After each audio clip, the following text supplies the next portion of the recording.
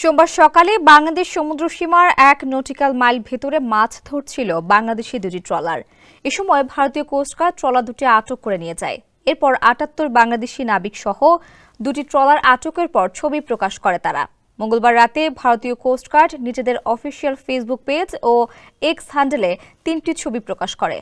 সামাজিক যোগাযোগ মাধ্যম ফেসবুকের ইন্ডিয়ান কোস্টগার্ড পেজের এক পোস্টে উল্লেখ করা হয়, ভারতীয় সমুদ্র সীমায় মৎস্য আহরণের অভিযোগে দুটি ট্রলার সহ ৭৮ নাবিককে আটক করা হয়েছে। নাবিক সহ ট্রলার দুটি প্যারাদ্বীপের কাছে নেওয়া হয়েছে। পোস্ট করা ছবির একটিতে দেখা যায়, আটককৃত ট্রলারের নাবিকরা নৌযানের ডেকের উপর মাথার পেছনে হাত রেখে হাঁটু গেড়ে বসে আছেন। স্যান্ডেলিনা সো, রূপচর্চায় আভিজাত্য। আর ভারতীয় কোস্টগার্ডরা নাবিকদের পেছনে দাঁড়িয়ে আছে। অন্য একটি ছবিতে দেখা যায়, সাগরে বাংলাদেশের দুটি ট্রলার চলছে। সোমবার এফবি মেঘনা ৫ ও এফবি লায়লা ২ নামের দুটি ট্রলার ভারতীয় কোস্টগার্ড আটক করে।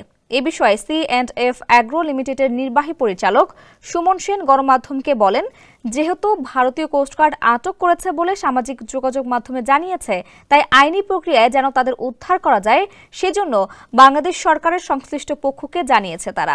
এ প্রসঙ্গে নৌ পরিবহন অধিদপ্তরের মহাপরিচালক কমোডোর মোহাম্মদ মাকসুদ আলম বলেন, মৎস্য আহরণের কাজে ট্রলার দুটি আমাদের সমুদ্র সীমার কাছেই নিয়োজিত ছিল। সেখান থেকে ভারতীয় কোস্টগার্ড আটক করে নিয়ে যায়। ঘটনার পর বাংলাদেশের কোস্টগার্ড সহ সরকারি সংস্থাগুলো ভারতের সঙ্গে যোগাযোগ করেছে। পাশাপাশি এ ব্যাপারে দ্রুত পদক্ষেপ নেওয়ারও আশ্বাস দেন তিনি।